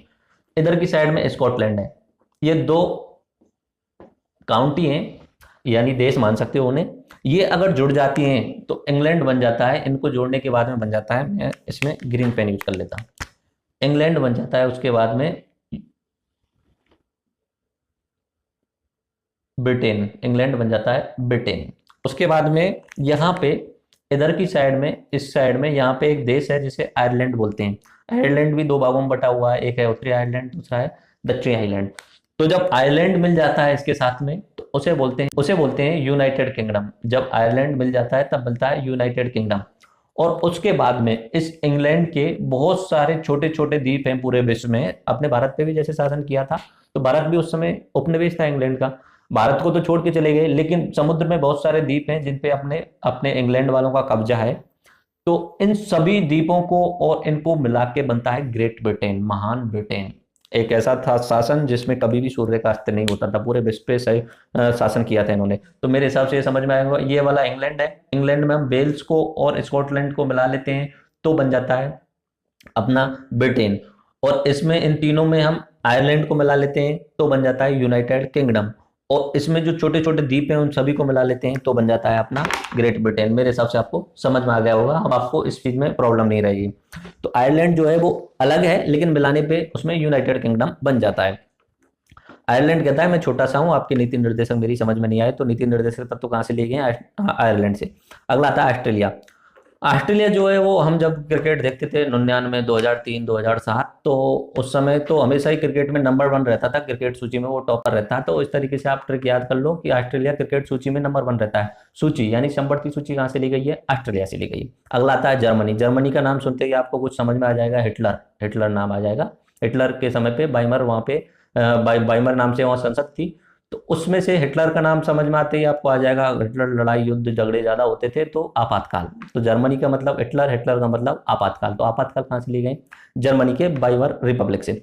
उसके बाद में यूएसएसआर यानी रूस, रूस से हमने फंडामेंटल ड्यूटीज यानी मौलिक कर्तव्य, 1976 में इंदिरा गांधी के द्वारा जोड़े गए थे। उसके बाद में पंचवर्षीय योजनाएं जो थी, अब तक 12 पंचवर्षीय योजना हो चुकी थी, योजना आयोग लागू कराता था, अभी कोई अगली पंचवर्षीय योजना नहीं आने वाली है। अब क्यों नहीं आने वाली है ये आप हमें कमेंट बॉक्स में बताइए।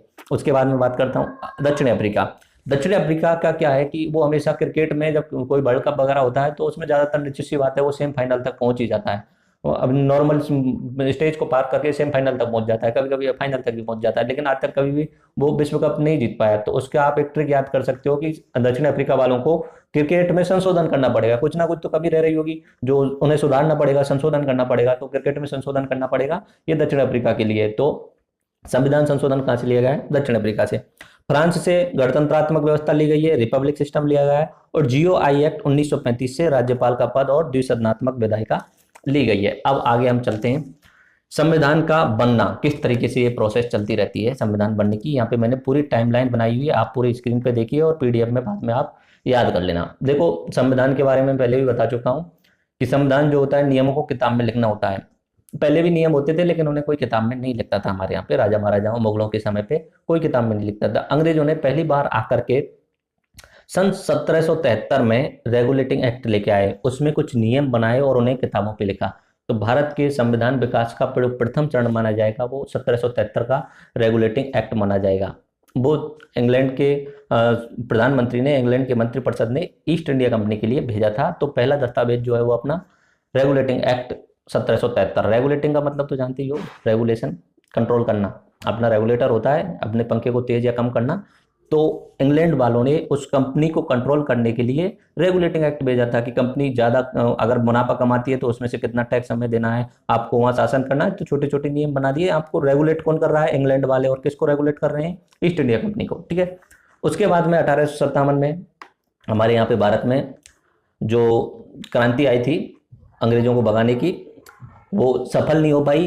तो इंग्लैंड के महारानी ने वहां पे 1857 में जो क्रांति के बाद में एक नया एक्ट लेके आए भारत के लिए। तो उसमें ईस्ट इंडिया कंपनी को भंग कर दिया गया। तो याद रखना जीओआई एक्ट 1858, भारत शासन अधिनियम 1858 में ईस्ट इंडिया कंपनी को हटा करके सीधा ब्रिटेन के हाथों में शासन चला गया, यानी महारानी और प्रधानमंत्री के हाथ में सीधा शासन चला गया। 1858 तक जो शासन कर रहा था वो अपनी कंपनी शासन कर रही थी। ठीक है। उसके बाद में हम आते हैं सीधा 1909 में। देखो बीच बीच में बहुत सारे नए नए अलग अलग जो एक्ट आते रहे, लेकिन मैं आज क्रैश कोर्स है उसमें एग्जाम की दृष्टि से ही बता रहा हूं जो जो पूछे जाते हैं। ठीक है। उसके बाद करते हैं जीओआई एक्ट 1909, जिसमें मार्ले मिंटो सुधार के नाम से जाना जाता है। मार्ले भारत सचिव थे जो इंग्लैंड में बैठते थे, मिंटो अपने वायसराय थे जो अपने भारत में बैठते थे। 1909 की बात चल रही है तो 1909 तक भारत की राजधानी जो थी वो कलकत्ता में थी।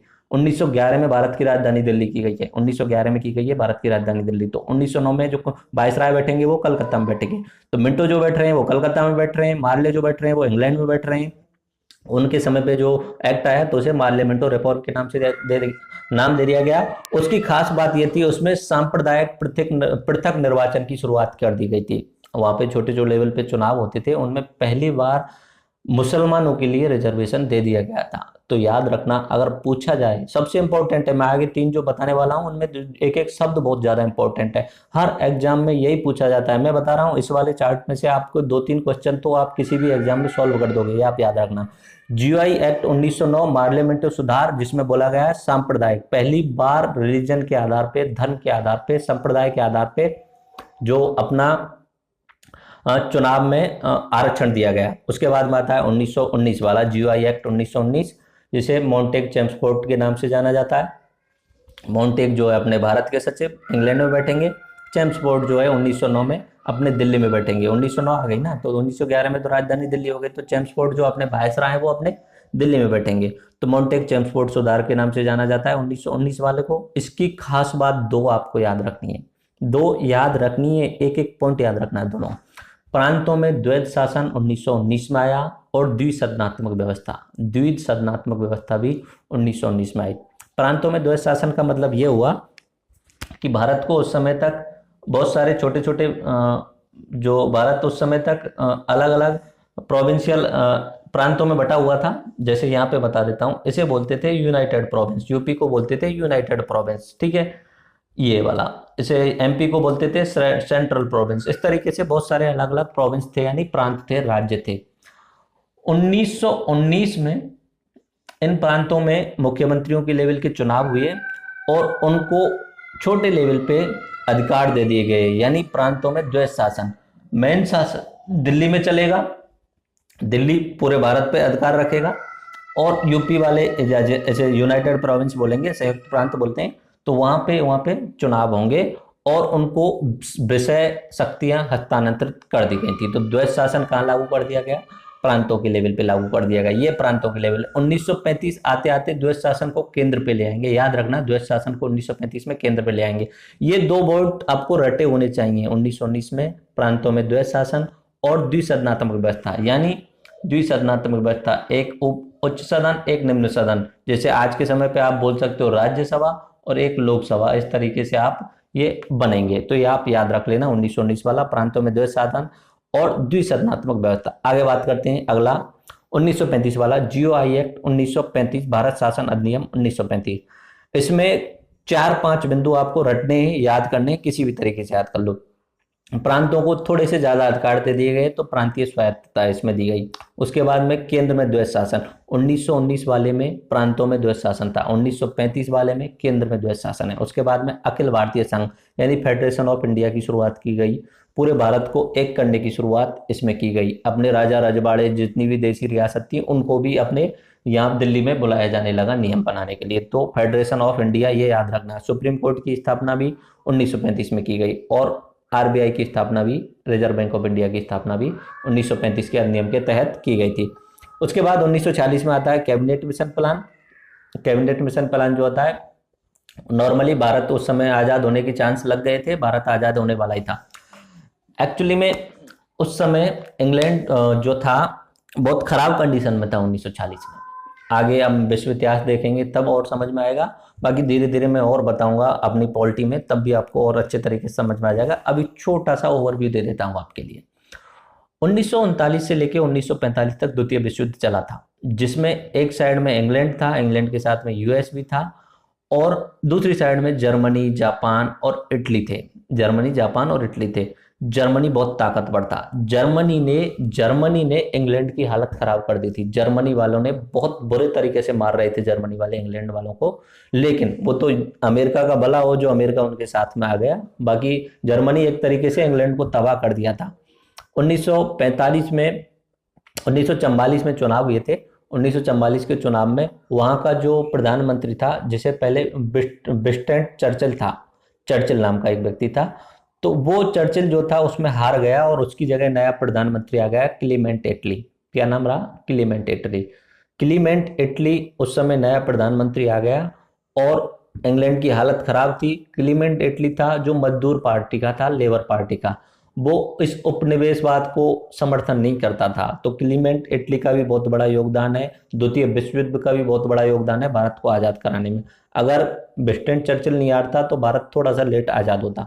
ठीक है, तो मतलब क्लीमेंट एटली ने अपना कैबिनेट मिशन, यानी कैबिनेट की इंग्लैंड की जो संसद में, उसमें मंत्रिपरिषद होगी, कैबिनेट जिसे बोल सकते हैं, उसमें से 3 लोगों को भारत में भेज दिया था। तो उसे कैबिनेट मिशन नाम से, प्लान नाम से जाना जाता है। 1940 में भेजा था। उसके बाद में चुनाव कराए गए थे। चुनाव होने के बाद में संविधान सभा बनी थी। संविधान सभा यानी संविधान बनाने का काम करेगी। और इंडियन इंडिपेंडेंट एक्ट 1947, ये इंग्लैंड से भेजा गया था भारत के लिए कि 15 अगस्त 1947 को भारत को आजाद करा दिया जाएगा। इस तरीके से हमने संविधान विकास का क्रैश कोर्स देख लिया है। इसमें से निश्चित सी बात है 2-3 सवाल आपके आएंगे कहीं ना कहीं, निश्चित सी बात ध्यान रखिए। अब हम प्रमुख तिथियां देख लेते हैं। प्रमुख तिथियां, लेक्चर काफी बड़ा हो गया है, फिर भी आप देखते रहिए। चलो आगे चलते हैं। सबसे पहले बात करते हैं अर्ली 1940 के बारे में। अर्ली 1940 यानी कैबिनेट मिशन भारत आया। कैबिनेट मिशन में 3 लोग थे, पैथिक लॉरेंस, स्टेफर्ड क्रिप्स और एबी अलेक्जेंडर। कैबिनेट मिशन जो भेजा था उस समय जो प्रधानमंत्री थे वो क्लीमेंट एटली थे। कैबिनेट मिशन भारत में आया और भारत में प्रोविंशियल असेंबली इलेक्शन हुए, यानी प्रांतीय विधानसभाओं के चुनाव हुए। प्रांतीय विधानसभाओं से चुन चुन करके जो सदस्य थे उन्होंने संविधान सभा का निर्माण करवाया। तो 2 सितंबर 1940 को अंतरिम सरकार का गठन किया गया और संविधान सभा का गठन किया गया। अंतरिम सरकार यानी हम आजाद तो होने वाले हैं, लेकिन आजाद होने से लेके आगे जो हमारा 1951 तक जो चुनाव होने वाला है, उस समय तक तो अपना देश चलाना है। उस देश को चलाने के लिए एक इंटरिम गवर्नमेंट बनाई गई थी, उसमें अपने जवाहरलाल नेहरू को आप प्रधानमंत्री मान सकते हो, ठीक है। अंतरिम गवर्नमेंट बनाई गई थी और संविधान सभा का गठन किया गया था। संविधान सभा का गठन यानी संविधान बनाने के लिए, संविधान यानी नियम बनाने हैं, तो सभी लोगों को मिल बैठ के ही तो बनाने पड़ेंगे, ऐसे थोड़ी अकेला कोई व्यक्ति बना लेगा। फिर बात आती है 9 दिसंबर 1940 को संविधान सभा का पहला सत्र हुआ था। पहले सत्र में सभी आए थे, तो उन्होंने कहा कि यार अध्यक्ष किसको बनाया जाए, तो उन्होंने देखा कि सबसे बुजुर्ग जो आदमी है उसे बना दीजिए, अस्थायी बना दीजिए, आज के लिए बना दीजिए। तो वहाँ पे डॉक्टर सच्चिदानंद सिन्हा जी सबसे बुजुर्ग आदमी थे, तो उन्हें अस्थायी अध्यक्ष बना दिया गया था उसमें। उसके बाद में आते हैं एक दो दिन बाद में फिर दूसरा बैठक हुई थी 11 दिसंबर को, तो उस समय स्थायी सदस्य जो अपने राजेंद्र प्रसाद जी को बना दिया गया था। 18 जुलाई 1947 जो है इंग्लैंड में भारत स्वतंत्रता अधिनियम पास किया गया ब्रिटिश पार्लियामेंट में, और उसे भारत भेज दिया गया, यानी कि हम 15 अगस्त को जो है अपना भारत को आज़ाद कर देंगे। उसके बाद में बात आती है 22 जुलाई 1947 की। इस दिन राष्ट्रीय ध्वज अंगीकृत किया गया था, यानी अपना इंडियन फ्लैग जो है वो स्वीकार किया गया था। उसके बाद में बात करते हैं 26 नवंबर 1949, यानी संविधान स्वीकृत किया गया था, जिसे आज के समय पे संविधान दिवस माना जाता है, राष्ट्रीय कानून दिवस भी माना जाता है। उसके बाद 26 नवंबर 1950 को संविधान लागू हो गया था।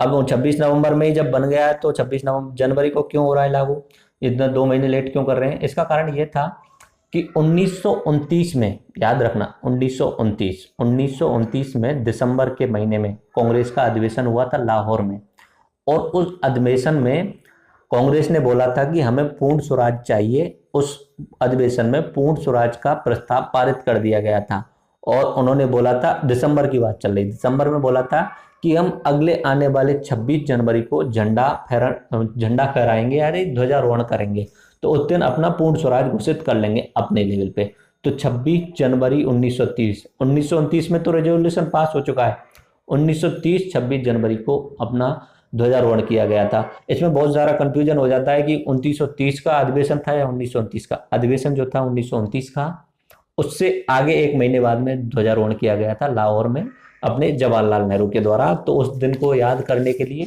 26 जनवरी को अपना जो है प्रमुख दिवस बना लिया, यानी गणतंत्र दिवस बना लिया गया। तो 26 जनवरी 1950 को अपना संविधान लागू किया गया। बन कब गया है? 26 नवंबर 1949 को। आगे इसमें प्रमुख व्यक्तियों के नाम देख लेते हैं। लेक्चर काफी बड़ा हो रहा है, उसके बाद में मैं बाकी प्रमुख व्यक्तियों के बाद में बाकी पार्ट सेकंड पार्ट में करेंगे, और जो बचेगा उसे पार्ट थर्ड में करेंगे। मेरे हिसाब से सारी चीजें आपको समझ में आ रही हैं। प्रमुख व्यक्तियों के नाम देखते हैं। प्रथम अस्थायी अध्यक्ष मैं आपको बता चुका हूं, डॉक्टर सच्चिदानंद सिन्हा। 9 दिसंबर को जब पहली बैठक हुई थी, तो उसमें सबसे बुजुर्ग व्यक्ति को अध्यक्ष बना लिया गया। स्थायी अध्यक्ष डॉक्टर राजेंद्र प्रसाद 11 दिसंबर को, यानी 2 दिन बाद ही 11 दिसंबर को। उस संविधान सभा का जो उपाध्यक्ष था, यानी वाइस प्रेसिडेंट था, वो प्रोफेसर एच.सी. मुखर्जी थे। वो ईसाई कम्युनिटी से रिलेटेड थे, तो वो आप याद रख सकते हो। उपाध्यक्ष जो थे वो एच.सी. मुखर्जी। संवैधानिक सलाहकार बी.एन. राव, बेनिगल नरसिंह राव। देखो लेक्चर बड़ा हो रहा है अभी, तो मैं इसमें बेनिगल नरसिंह राव के बारे में इतना ज्यादा नहीं बता पाऊंगा। अगले पार्ट में जरूर बेनिगल नरसिंह राव के बारे में पूरा बताऊंगा। अभी मैं भूल गया, आगे मुझे बता देना चाहिए था पहले। चलो आगे चलते हैं। प्रारूप समिति के अध्यक्ष जो थे भीमराव अंबेडकर थे। संवैधानिक सलाहकार थे बी.एन. राव। यह अलग अलग है, याद रखना। प्रारूप समिति जो ड्राफ्ट बनाएगी संविधान का, उसके जो अध्यक्ष हैं वो हैं अपने बी.आर. अंबेडकर, और संवैधानिक सलाहकार जो हैं वो बी.एन. राव हैं। मैं बता रहा हूं आपको, बी.आर. अंबेडकर से ज्यादा काम जो किया है वो बेनिगल नरसिंह राव ने किया है। आगे मैं अगले लेक्चर में, अगले पार्ट में बताऊंगा। उसके बाद में बात करते हैं लोकसभा स्पीकर। देखो संविधान सभा भी बनी है, उसके साथ में अंतरिम गवर्नमेंट भी बनी है, अंतरिम सरकार भी बनी है। अब अंतरिम सरकार जब मिलेगी तब लोकसभा बन जाएगी, संविधान सभा जब मिलेगी तब वो संविधान सभा के नाम से जानी जाएगी। जब संविधान सभा मिलेगी तो उस समय अध्यक्ष कौन बन जाएंगे? डॉक्टर राजेंद्र प्रसाद। जब लोकसभा यानी अंतरिम सरकार मिलेगी उस समय अध्यक्ष कौन बन जाएंगे? जी.वी. मावलंकर। ठीक है, तो लोकसभा अध्यक्ष कौन हुए? प्रथम लोकसभा अध्यक्ष कौन हुए? जी.वी. मावलंकर। उसमें नेहरू जी जो थे वो संघ समिति के अध्यक्ष थे। पटेल जो थे, श्री राजगोपालाचारी जो थे वो गवर्नर जनरल थे पहले। देखो ये किस तरीके से होता है, इसमें मैं आपको बता देता हूं। ऐसा है कि भारत जब आजाद होने वाला था, तो जब तक किसी भी देश का संविधान नहीं बनता है, पहले चुनाव नहीं होते हैं, तब तक उसे आप पूर्ण रूप से गणतंत्र नहीं मानते हो। गणतंत्र का मैं आपको मतलब बता चुका हूं। गणतंत्र का मतलब होता है देश का मुखिया। और उस समय से पहले हमारे देश का जो मुखिया होता था, देश का संविधान लिखे जाने से पहले, वो होता था गवर्नर जनरल। ठीक है, 1950 में देश का संविधान लिखा जाएगा। 1950 में देश का संविधान लिखा जाएगा। 1951 में चुनाव होंगे। उसके बाद में जनता के द्वारा राष्ट्रपति यानी गणतंत्र उस समय बनेगा भारत। तब तक के लिए गवर्नर जनरल रहेगा। भारत जब आजाद हुआ था तब उस समय जो वायसराय थे, माउंटबेटन थे, उन्हें ही भारत का गवर्नर जनरल बनाया गया था। उनके चले जाने के बाद में, माउंटबेटन के चले जाने के बाद में 1948 में गवर्नर जनरल बना दिया गया था अपने सी राजगोपालाचारी को। सी राजगोपालाचारी को अपना गवर्नर जनरल बना दिया गया था। तो इस तरीके से मैंने पार्ट फर्स्ट में बहुत सारी चीज़ों को डिस्कस कर लिया है। मैं आपको एक बार जल्दी जल्दी से रिवाइज करा देता हूँ। सबसे पहले तो हमने इंडेक्स देखी थी। इंडेक्स में परिचय, प्रस्तावना, स्रोत, वो सारी चीज़ें देखी थी। उसके बाद में मैंने बताया था 22 भाग थे, अभी बढ़कर 25 हो गए हैं। 395 अनुच्छेद थे, अभी बढ़कर 495 हो गए। 8 अनुसूचियां थी, 12 हो गई हैं। 5 परिशिष्ट थे, 5 ही हैं अभी तक। उसके बाद में हम परिचय में मैंने ए से लेके जे तक इसकी प्रमुख विशेषताएं बताई थी। पहले बताया था कि ये सर्वोच्च कानून है यानी सुप्रीम लॉ है। दूसरा बताया था कि ये 3 गुणधर्मों वाला ढांचा देता है। उसके बाद में इसकी कुछ विशेषताएं बताई थी। 122 संविधान संशोधन विधेयक प्रस्तुत हुए हैं, जिनमें से 101 बार संशोधित हो चुका है। 101 वाला जो है वो जीएसटी है, 100वां जो है भारत बांग्लादेश एनक्लेव वाला है, और 99 वाला जो है वो अपना NJC, national judicial appointment commission के नाम से। उसके बाद में ये एक्सटेंसिव है यानी बृहद है, संवेदनशील है, ये तो नॉर्मल सी बात है। एक चीज याद रख लेना आप, अर्धसंघीय राज्य है एकात्मक पूर्वाग्रह के साथ में। प्रस्तावना जो है उसे आत्मा भी कहा जाता है, कुंजी भी कहा जाता है, और इसमें प्रस्तावना में आदर्श और आकांक्षाएं लिखी गई हैं। फिर उसके बाद में मैंने आपको प्रस्तावना को पढ़ा था, पूरा प्रस्तावना को पढ़ा था, हिंदी और इंग्लिश दोनों में ही। 5 आदर्श जो बताए थे: संपूर्ण प्रभुत्व संपन्न, समाजवादी, पंथनिरपेक्ष, लोकतंत्रात्मक, गणराज्य, SSSTR नाम से मैंने सूत्र बताया था। उसके साथ में आकांक्षाएं बताई थी: न्याय होना चाहिए, स्वतंत्रता होनी चाहिए, समता होनी चाहिए और बंधुता होनी चाहिए। पूरा उसमें बताया था। उसके बाद में मैंने बताया था मूल अधिकार 6 हैं। आगे हम पार्ट सेकंड में मूल अधिकार भी पढ़ेंगे। मूल अधिकार 6 हैं। और उनके बाद में मैंने बात की थी 5 आदर्शों की, मैं बता ही चुका हूँ, उनका एक एक का डिटेल में बताया था मैंने। उसके बाद में स्रोत कहाँ से लिए गए हैं उनकी ट्रिक मैंने बताई थी। ब्रिटेन का मैंने बताया था कि हम संसद का निर्माण अकेले करेंगे, यानी संसद कहाँ से लिया है? ब्रिटेन से। निर्माण यानी विधि निर्माण कहाँ से लिया गया है? ब्रिटेन से। अकेले यानी एकल नागरिकता कहाँ से ली गई है? ब्रिटेन से। अमेरिका के बारे में बोला है लोगों को न्याय एवं स्वतंत्रता दिलाना हमारा अधिकार है, यानी न्याय व्यवस्था कहाँ से ली गई है? अमेरिका से। और अधिकार यानी मूल अधिकार कहाँ से लिए गए? अमेरिका से। उसके बाद में कनाडा के बारे में बोला था कि आरएसएस संघ की शाखा कनाडा में है, तो संघात्मक व्यवस्था जो ली गई है वो कनाडा से ली गई। उसके बाद में आयरलैंड के बारे में बोला था, छोटा सा देश हूं मैं, इसके मेरे आपके जो नीति निर्देश है ये बड़े बड़े मेरी समझ में नहीं आ रहे हैं, तो नीति निर्देशक तत्व कहाँ से लिए गए? आयरलैंड से। उस समय मैंने आपको इंग्लैंड में, यूके में, ब्रिटेन में और ग्रेट ब्रिटेन में अंतर भी आपको बता दिया था। उसके बाद में मैंने बात की ऑस्ट्रेलिया की। ऑस्ट्रेलिया से क्रिकेट सूची में वो हमेशा टॉप रहता है, तो संवर्ती सूची कहाँ से ली गई है? ऑस्ट्रेलिया से। उसके बाद जर्मनी की। जर्मनी का नाम हिटलर का नाम याद आता है। हिटलर का नाम आते ही आपातकाल याद आता है, तो आपातकाल कहाँ से लिए गए? जर्मनी से। यूएसएसआर के बारे में बताया था कि मूल कर्तव्य लिए गए थे 42वां संविधान संशोधन 1976 इंदिरा गांधी के समय सरदार स्वर्ण सिंह समिति की सिफारिश पर, और उसे मिनी कॉन्स्टिट्यूशन के नाम से जाना जाता है। 42 आपको याद नहीं रहता है तो 42 कब हुआ तो याद रखना, 42 में जो है 4 और 2 6 जोड़ दो तो 76 हो जाता है, यानी 6 पीछे। ऐसे ही 44वां है, वो भी इंपॉर्टेंट है। 44वां 1978 में आया था, 4 और 4 जोड़ दो 8, 1978, ये आप याद रख सकते हो। 42वां जो है वो 1976 में, और 44वां जो है वो 1978 में। इस समय इंदिरा गांधी प्रधानमंत्री थी, इस समय मोरारजी देसाई प्रधानमंत्री थे। आगे मैं प्रधानमंत्री और राष्ट्रपतियों की लिस्ट बताऊंगा अपने, तो उसमें आपको याद भी करा दूंगा इस तरीके से। रूस का मैंने बता दिया। दक्षिण अफ्रीका के बारे में बताया था कि क्रिकेट में कुछ ना कुछ कमी रह जाती है तो संशोधन करना चाहिए, तो संविधान संशोधन कहाँ से लिया गया है? दक्षिण अफ्रीका से लिया गया। उसके बाद में फ्रांस का मैंने बताया था गणतंत्रात्मक व्यवस्था, और जीआई एक्ट 1935 का बताया था राज्यपाल का पद और द्विसदनात्मक विधायी का। उसके बाद में संविधान बनने की प्रक्रिया बताई थी मैंने। सन 1773 का पहला जो एक्ट आया था वो पहला है अपने संविधान शुरुआत में पहली मानी जाती है, प्रथम दस्तावेज माना जाता है। उसके बाद में 1858 में ईस्ट इंडिया कंपनी को भंग कर दिया गया था और ब्रिटेन ने अपने हाथों में संपूर्ण सत्ता को ले लिया था। उसके बाद में 1909 में जो आया था, पार्लियामेंटो नाम से जाना जाता था, उसमें सांप्रदायिक पृथक निर्वाचन, पहली बार धर्म के आधार पर या रिलीजन के आधार पर चुनाव। उसके बाद में जीआई एक्ट 1919 जिसे मॉन्टेक चेम्सफोर्ड सुधार के नाम से बताया था।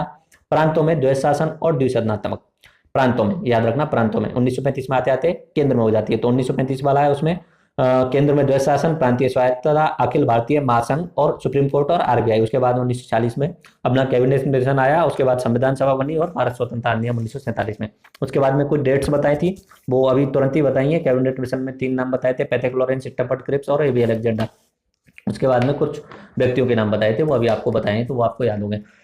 तो इस तरीके से मैंने अपने संविधान क्रैश कोर्स का पार्ट 1 बता दिया आपको। इसका पीडीएफ मैंने नीचे डिस्क्रिप्शन में डाल दिया है, आप वहाँ से डाउनलोड कर सकते हैं। मैं कभी भी आपसे शेयर वगैरह करने के लिए नहीं बोलता हूँ, लेकिन मैं अगर आपको ये लेक्चर अच्छा लगा हो, इससे आपको बेनिफिट मिल रहा हो एग्जाम के हिसाब से, तो आप इसे कम से कम 5 लोगों को शेयर कर दीजिए। मैं इसी के लिए बोल रहा हूँ क्योंकि ये बेनिफिशियल है सभी के लिए, क्योंकि इसमें से बहुत कम समय में आप 70 से 80% सवाल आप सॉल्व करने वाले हो। पार्ट 2 और 3 देखने के बाद में आप कभी भी एग्जाम दो, किसी भी चीज़ का एग्जाम देख लेना, उसमें से ज़्यादातर सवाल आप सॉल्व कर लोगे। तो मेरे हिसाब से आपको पार्ट 1 की ज़्यादातर चीज़ें समझ में आ गई हैं। पार्ट 2 में हम सबसे पहले तो हम स्वतंत्रता संग्राम की प्रमुख तारीखों को देख लेंगे, वो भी याद कर लेंगे, तो आपका मॉडर्न हिस्ट्री भी हो जाएगा उसमें। तो पार्ट 2 में वो देख लेंगे, और उसके बाद में जो इंडेक्स का हिसाब में बचा हुआ है, प्रमुख अनुच्छेद, प्रमुख संविधान संशोधन, वो सब कुछ देखेंगे, मूल अधिकार भी देखेंगे, डीपीएसपी भी देखेंगे, सब कुछ उसमें देख लेंगे। तो सारी चीज़ें मेरे हिसाब से आपको समझ में आ गई होगी। उम्मीद करता हूँ पार्ट 1 बहुत अच्छा बना होगा और आपको उसमें सब कुछ समझ में आ गया हो। तो राम राम सा, धन्यवाद। अपने लोगों के, अपने साथी जो हैं, अपने दोस्त हैं, उनके साथ में शेयर करें इसे। राम राम सा, धन्यवाद।